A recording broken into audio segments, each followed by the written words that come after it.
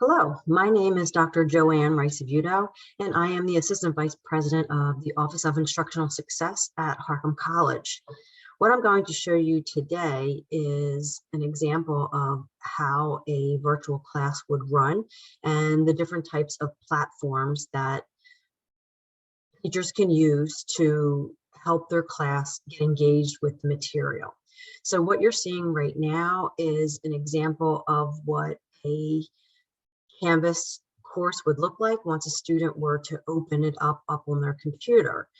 So students are able to access this during the Zoom class. They would just have a tab up at the top that they're able to access while they are observing the teacher. So what's great about this with Canvas is everything that they need for the class is accessible on the left-hand side. These are all live links that the student can go to, things for the school or things that the teacher wants them to see.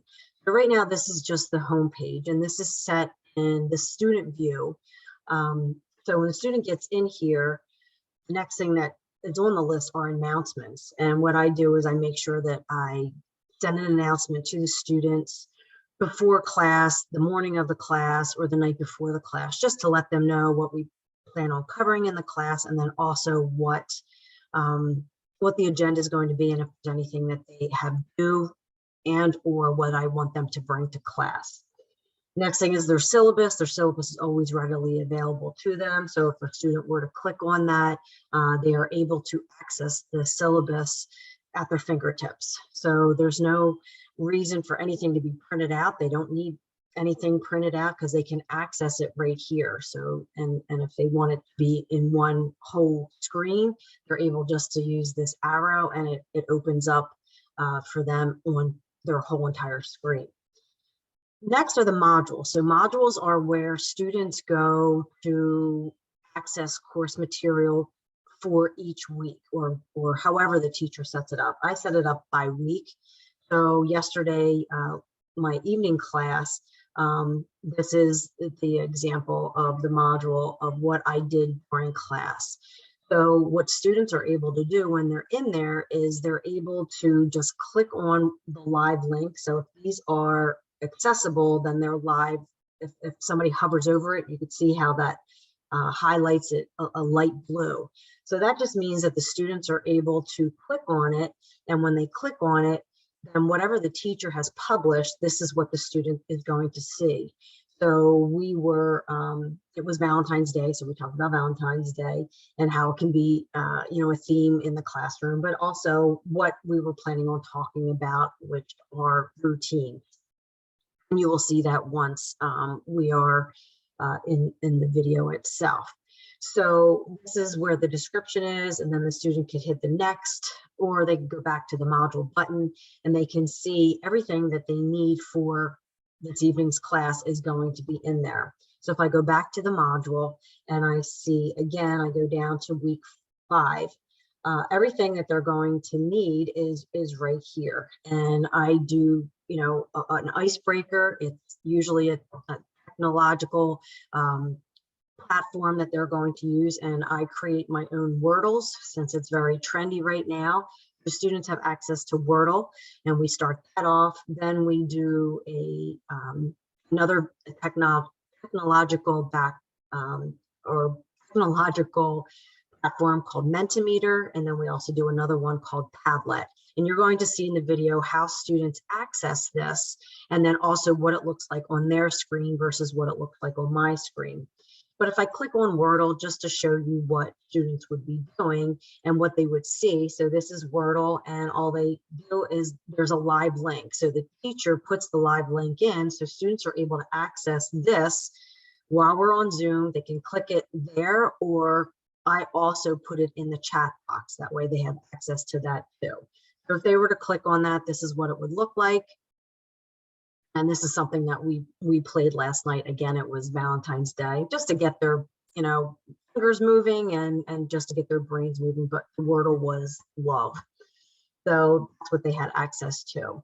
And the next thing that we did, again, as I was talking about routines, so I started off the topic of routines by having them access a Mentimeter. So if you don't know, if you're not familiar with Mentimeter, Mentimeter is it's a platform for teachers where you could do polling, you could do word clouds, quizzes, all sorts of things. I use it for students to access a word cloud. So when students were in there, they would click on this, and then this is what their screens would look like. And my screen looked different, where the whole word cloud is up there, but this is live. And so all the students are entering words of what they thought routines were. And then on my screen as the instructor, when I share my screen, the students would see the whole entire screen of what everybody is, how they are participating and what words they use. But before I go into all of that, I just want to show you what students see when they first come into the class to get them acclimated to class. We always ask that students are a little bit earlier. So this is just the beginning of my class when students first get into Zoom.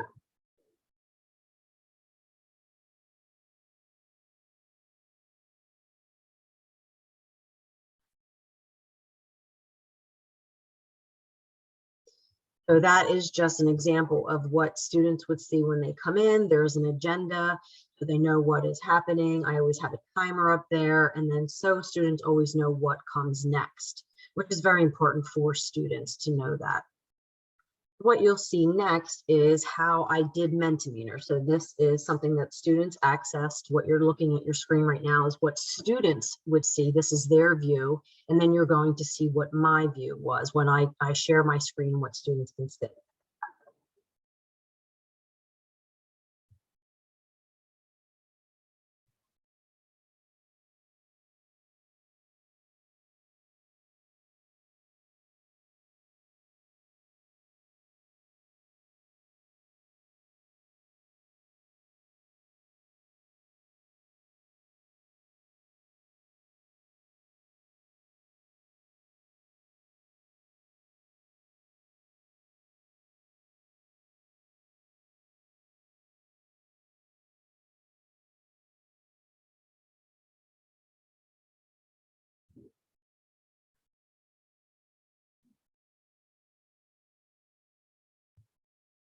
So as you can see, it's live, and as students are putting in their answers, my shared screen is what they are going to see as they start inputting on their computers. And as you saw on the screen, that's what you would see. So these are all student answers.